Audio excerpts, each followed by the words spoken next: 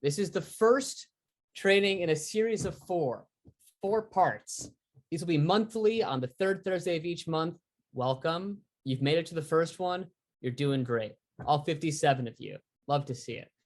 Through this series, the intention is to gain understandings on the basic principles of electricity production and its necessary vocab. That's today. The modern energy grid, its components, different types of utilities, the primary motivations of electric utilities and how they make decisions, and then current renewable energy trends and opportunities. And hopefully through this conversation that we'll have in 4 parts, you'll also gain an understanding of what to ask for from local decision makers and targets. So, as I previewed, today's conversation is on what's a watt, is kind of how I am summarizing this. This will be an introduction to electricity production and a brief history of how our energy system came to be. I see one question in the chat. Thank you, Pam, for using the chat. These slides will be available later in their entirety. Thank you for asking.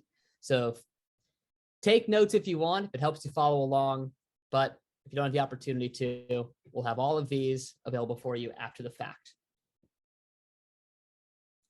Cool.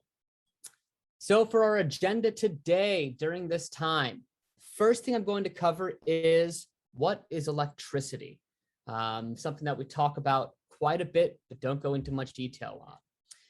Next, what are its properties? Then I'll cover how it's produced and what can you do with it.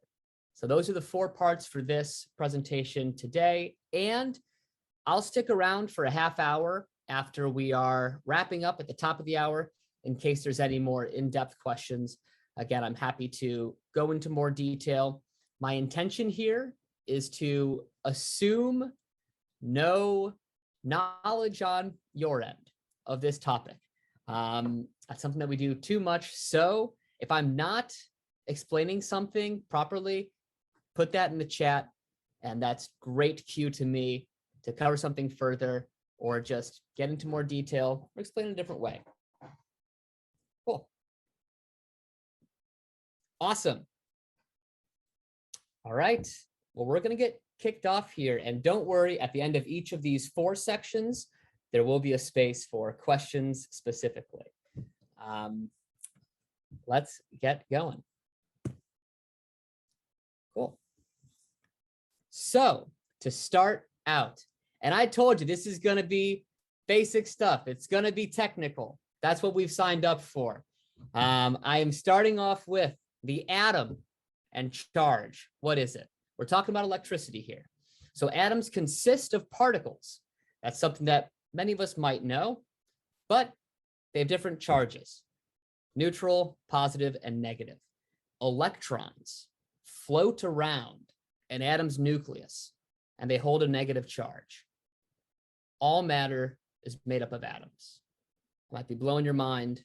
I'm made up of atoms, as are you. The important thing to remember here is that electrons float around.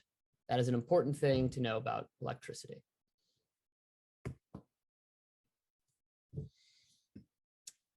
There are a limited number of forces in this universe. One of them that we are familiar with would be the gravitational force. There's also an electromagnetic force. So we live in Earth's gravitational field that pulls us towards Earth's center. We will draw some parallels between these 2 forces, gravitational and electromagnetic, during this training, especially when gravity pulls water downward from a tank. You see that little image on the screen, and that gravitational force causes water to flow through a pipe. It's very similar to electricity in a lot of ways. I'll go into detail. What you're seeing on the screen, that first image shows an apple, the famous apple Sir Isaac Newton wrote about gravity being released from somebody's hand and being compelled to move towards the center of the Earth by a gravitational force. And again, that second image there That's a water tank, which, if the water is released, be compelled to move through the water pipe, again, through a gravitational force.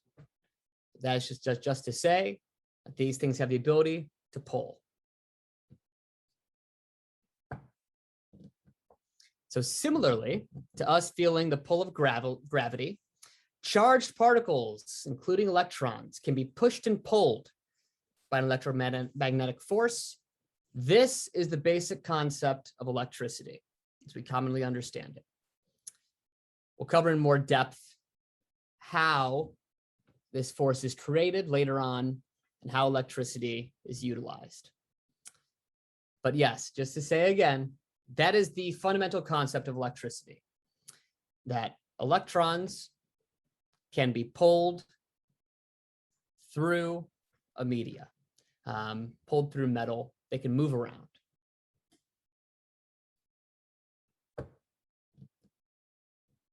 In some materials, just as I was kind of starting to cover, these electrons aren't bound to one atom. In fact, they can float from one atom to another. The materials where electrons can do this, those are called conductors. Like copper wires, really any kind of wire, as we're familiar with, electricity can run through. The opposite of a conductor is called an insulator. On this screen there, those two images, the atom that I showed you earlier was a copper atom, and that top electron has the ability to flow around. And what that looks like with a bunch of atoms together is that second image there, flowing electrons, moving in a direction, being forced through a copper wire. There you go. That's electricity, y'all. We got there. In conclusion, for this section, section 1, what is electricity? Electricity consists of charged particles moving through a conductive medium. And I will say that that bit there, if you're still following, or if not, you are now up to all human understanding of electricity to the year 1750 or so, when that guy Ben Franklin was flying his famous kite. So we're doing pretty well here. We've made it through a lot of human history together. Properties of electricity. This is our second section. This is where we get into a lot of the jargon. So again, one of the goals of this entire series is to be able to hold that conversation with your city council member who considers themselves a buff because they're on one energy board, or to talk to a utility operator, just so that we know what's happening with this jargon. So apologies if this is a tough one, but if I'm not explaining anything right, again, pop it in the chat. I'm happy to get into more detail. So let's get moving. A helpful analog, as I started on earlier, is plumbing. Very similar to electricity in a lot of ways, as far as we can understand it. Just as wires carry electricity, pipes can carry water. So there are a few properties that we're going to cover.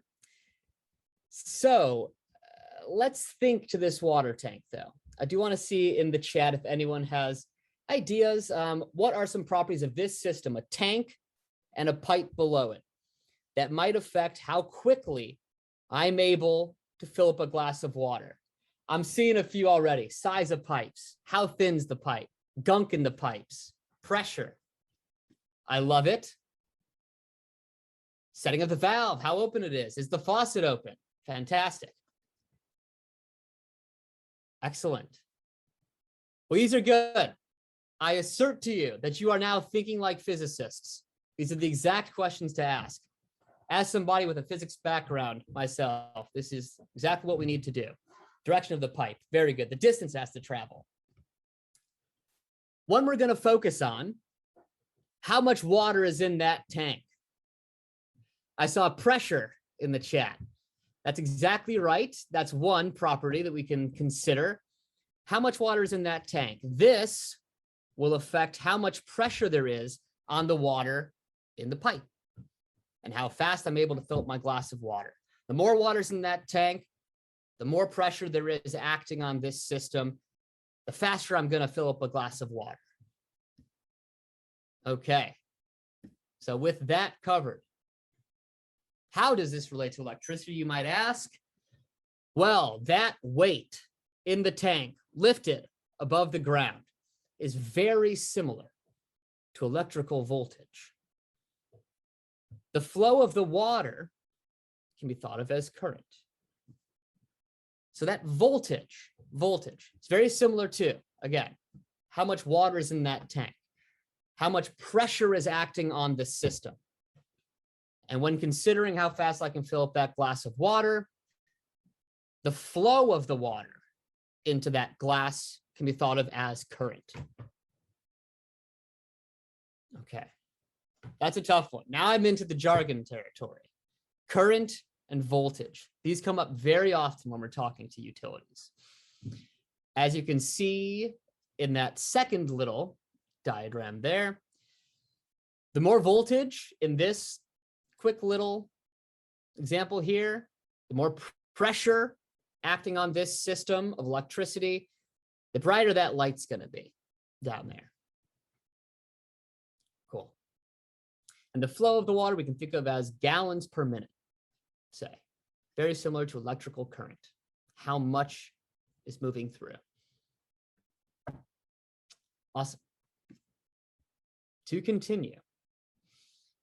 Electric current is a measure of the flow of electrical charge. I covered earlier in the last section that electricity is just those charges moving through a wire, a conductor. Electric current is a measure of the flow of electrical charge, and that's measured in amperes. Doesn't matter what an ampere is. That's how we measure it. What's a gallon? It's something that we made up. Voltage can be thought of as the pressure in the system, again, compelling that charge to flow. Easiest way to think of it. Cool. All right, that's the jargon bit there. If there's any questions, feel free to pop in the chat for that explanation. I'll also give some space shortly. An example. So the telegraph, dots and dashes, SOS, etc. The telegraph was an early use of electrical current. So using a battery of some voltage, the user would tap a lever to connect the battery to a telegraph line, just a wire, sending an electric current through it. A device on the other end of the line would receive that signal, and depending on how long each tap was held for, print a series of dots and dashes. Just an example of what it's like to send that current across a line. And that image there on the bottom right, that is the first transcontinental telegraph line across the Transcontinental Railroad. I believe that they appear to be in Colorado or so. Cool. All right. In conclusion, for this section, voltage can be thought of like a water tower, which creates pressure for water to flow through a pipe. Current is a measure of how much charge flows through a wire. And with that example of the telegraph lines, congrats. We've moved from a 1750 understanding of electricity. We're getting up into the 1800s. We're talking like 1815 or so. So we're doing pretty well here. Getting into some interesting stuff here. How is electricity produced? Our next part. So we discussed earlier that electricity is created when these charged particles in a copper wire, those are the electrons marching forward. When these particles are compelled to move through a conductor, that's what electricity is. Of course, electricity is most often created by a generator But what even is a generator? At its most basic level, a generator converts kinetic energy into electrical voltage. Kinetic energy just means something that's moving. Most often something that's spinning. You know, this electricity doesn't come out of nowhere. We need to put some energy into the system, convert it to electricity, have those electrons march forward to the opposite end of a wire. So, how is electricity created?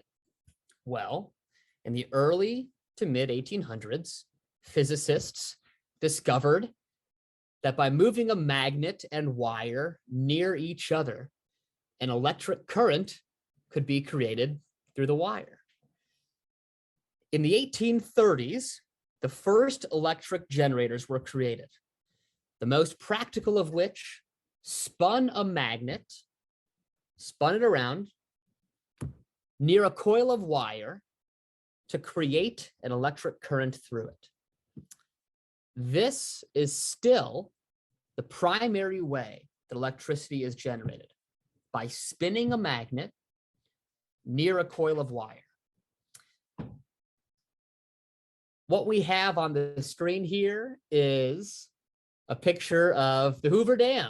If anyone's ever gotten to see, these are the power generating turbines in the Hoover Dam, which, thanks to the flow of water, they spin a magnet near coils of wire and power much of the Southwest. But yes, for how electricity is created, most often, again, it's that spinning magnet near a coil of wire. The spinning is the important part to remember. So far, we've discussed and described direct current, something we might have heard of before. AC, DC, not just a famous rock band, of course, but some things we probably see on our phone chargers or our computer chargers. We've described direct current so far, where electrons flow in one direction through a wire due to constant voltage. That constant pressure leading to that forward progression of electrons. Direct current is used in many applications, but is it's more difficult to deliver over very long distances. Go into more detail on that later, but just a reason why we hear about AC a lot. It's because direct current is more difficult to deliver over very long distances. That'll be a topic for next session as well when we get into the grid. We see on our screen here just a little, again, demonstration of what that looks like, a little battery, electrons flowing, current flowing, powering a light bulb. Kathy asks, what do we mean by long distances? 1 mile, 100 miles? Very good question. Long distances, I mean on the order of 100 miles. So this is interesting, actually. We might know some about Thomas Edison and Nikola Tesla in the mid-1800s, who had a big debate over what was better, direct current or alternating current, something I will get into on the next slide. Well, Edison first had generators creating direct current, which powered city centers. But struggled when trying to power anywhere outside of that. So that is the type of distance we're talking about with long distance. Pam asks, do batteries produce direct current? Yes, that is important to know. Batteries, just as this little, looks like a AA battery on the screen, are direct current. So, which is just to say, they're easy, they're simple. They're exactly as we've described so far. Cool. All right, direct current, easy. Now we're into the hard stuff. And I only bring this up because, again, we hear about it when we're talking about utilities, utility planning. We hear about alternating current. So what the heck is it? Well, a spinning electric generator, again, that's a magnet spinning around near a coil of wire. That's what's on the screen on our right there. A spinning electric generator naturally creates an alternating voltage in a wire, pushing and pulling. That is the alternating, push and pull. Pushing and pulling the electrons inside it as the magnetic poles pass nearby. So what that GIF is of on the screen, or GIF, depending on your preference, you see North Pole creates one direction of voltage, pressure on the system, and the South Pole creates the opposite direction of pull on the system. One pushes, one pulls. So oftentimes we see that little squiggly sign on our chargers, or in documentation of AC. That's what it's referring to. In alternating current in the US, electrons wiggle back and forth because of this push and pull voltage. They wiggle back and forth in each wire 60 times each second. That, again, is an important feature of our electric grid. 60 times per second, 60 hertz is what that means. And that means that every electric generator has to create that spin 60 times per second. Alternating current is much more affordable to transmit over long distances. And again, we'll learn why next time. When I say long distances, on the order of 100 miles. Cool. Any questions on alternating current? This is a tough one. Why 60, Debbie says? Not to go down a rabbit hole. Well, I'll mention that a bit later. But it is a bit arbitrary because other countries will use 50, for instance. Ours is a bit higher in the US, 60. Here we have another GIF or GIF, depending on your preference. Electron flow wiggling back and forth. Sophia, I hope that this is helpful to see. Just that movement back and forth. That's actually what's happening in our big wires, our overhead wires. In the city of Chicago, in my alley right now, a bunch of electrons wiggling back and forth. You can even hear them. If you stand underneath of a high voltage line, you can hear that. The sound is 60 hertz.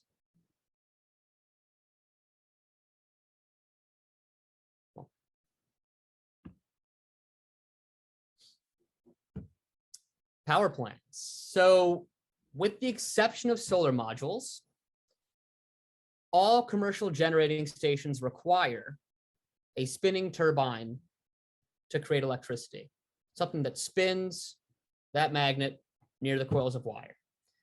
Solar modules produce DC power, direct current. Nuclear, coal, and older fracked gas facilities, they boil water to create steam, which spins a turbine, spinning that generator, that magnet, to create alternating electrical current. That is the fundamental principle of our electric grid. That's what's happening. Boiling water, spinning a turbine, spinning a magnet, creating alternating current on a set of wires. Does hydropower play a part of this? Absolutely. We saw earlier those turbines again at the Hoover Dam, some of the biggest. That's just water being forced through a big fan blade to do the exact same thing. And do wind turbines produce DC? No, they do not. They produce alternating current as well, again, because they spin. They're just spinning a magnet. Solar power is a big exception, it uses a very different principle. But every other power source spins. And that will be important as we start covering the grid more deeply, because it presents some reasons why we need to have batteries as well in our grid. I won't go into detail about that now. But the spin is an important part of our grid.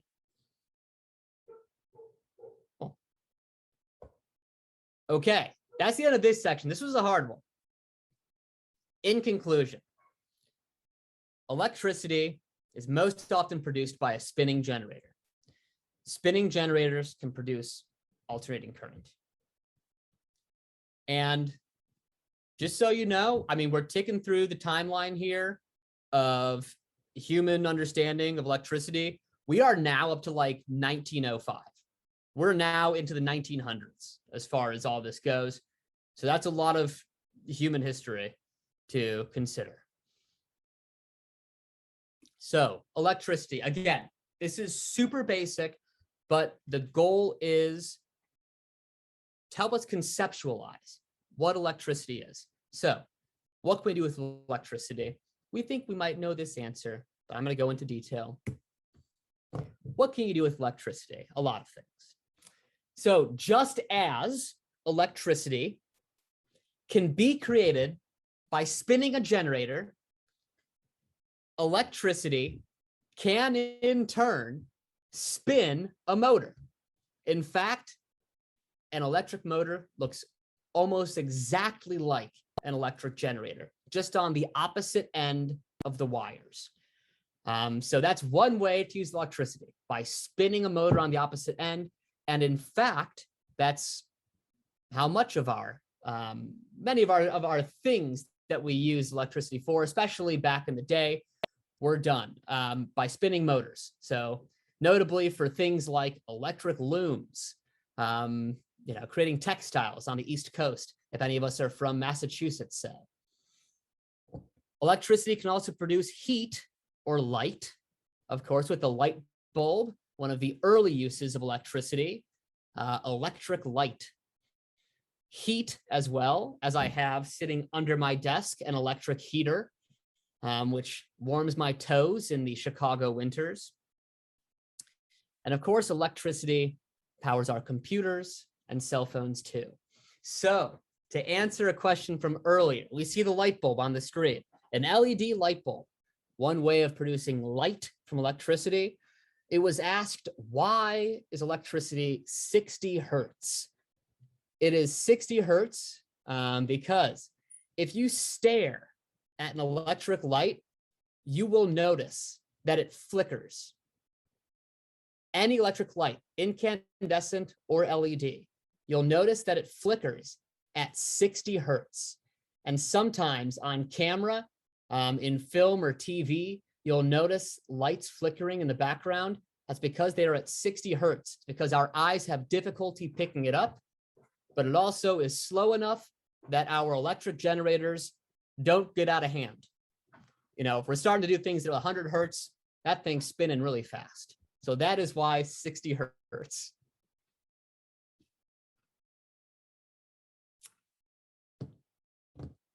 Okay, getting into more jargon here. And this is where utility officials and staff will very often find reason to turn their nose up at you, mixing up power and energy. So I'll cover this quick. Again, the title of this first session, what's a watt? A watt is a unit of power, or the amount of energy being used at a single moment in time. You can think of power like speed, how fast you're moving in any moment, 25 miles an hour, for instance, how fast you're moving in a moment. An LED light bulb, as on the screen and as described, might use 10 watts of power when it's on. A 10-watt bulb won't be as bright as a 20-watt bulb or a 30-watt bulb because it's not using as much power. And as described earlier, one way that voltage and current are related, they're directly related to power. So in a wire, if voltage increases and current is allowed to increase too, as these go up, power goes up.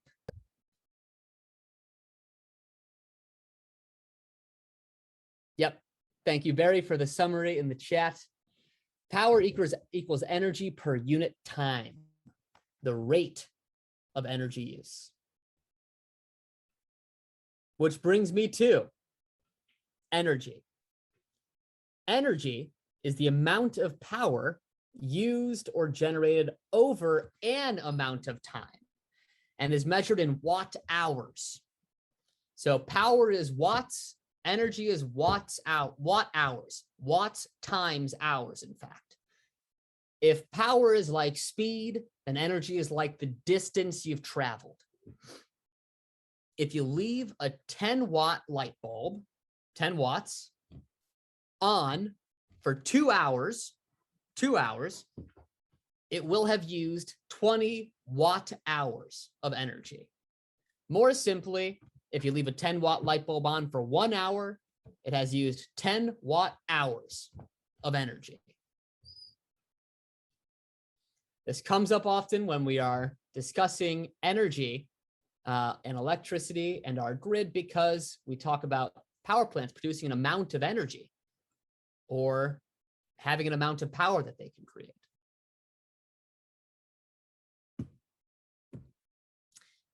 We often see power production discussed in kilowatts or megawatts.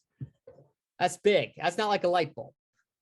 1 kilowatt is 1,000 watts. So a kilowatt, that's like a kilowatt. My microwave upstairs in my kitchen is a 1,000 watt microwave, say. That's on the order of normal.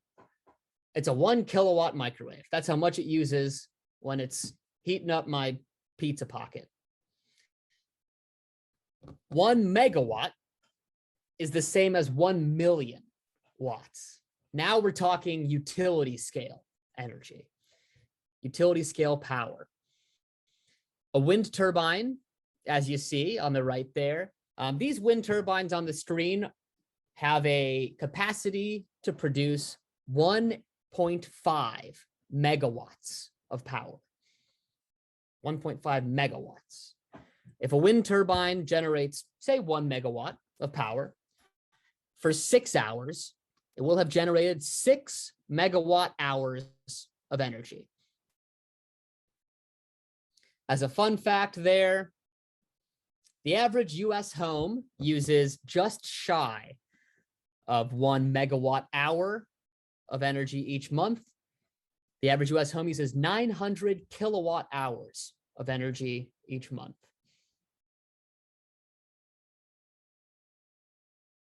Sophia asks, how is power a measure of energy per unit time, yet energy is also a measure of power produced over a certain time?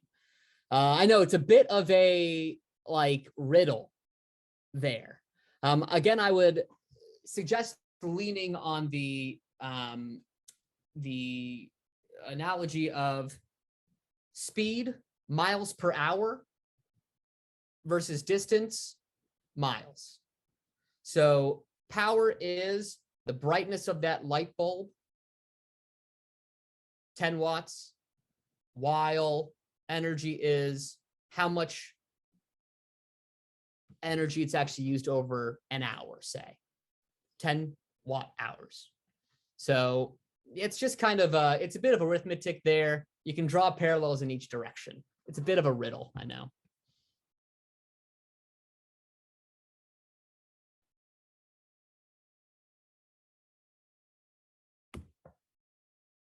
In conclusion, I'm going to state this riddle about one more time here. Power is measured in watts. It represents the amount of energy being used or produced right now. Right now, this instant, 10 watts. Energy is measured in watt hours, and it represents an amount of power used or produced over time. 10 watt hours. A 10-watt light bulb left on for 1 hour. This has been a production of the Sierra Club's Ready for 100 campaign. The goal of our campaign is supporting 100% clean, renewable energy. We do that through strong advocacy to our cities and our utilities. And even higher than that, anyone who will listen to us, any decision makers. So for more information on Ready for 100, you can join our next orientation call. The next one is next Wednesday, the 22nd. I'm going to put a link to where you can find that in the chat. You can find that on that Take Action page. It needs a www in front of it. 1 second.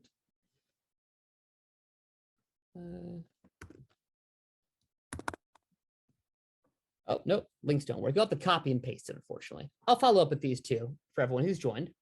You can also check out our map on our website to see if there's any active Ready for 100 campaigns near you. If you're not already involved, people put themselves onto a map where we can find them.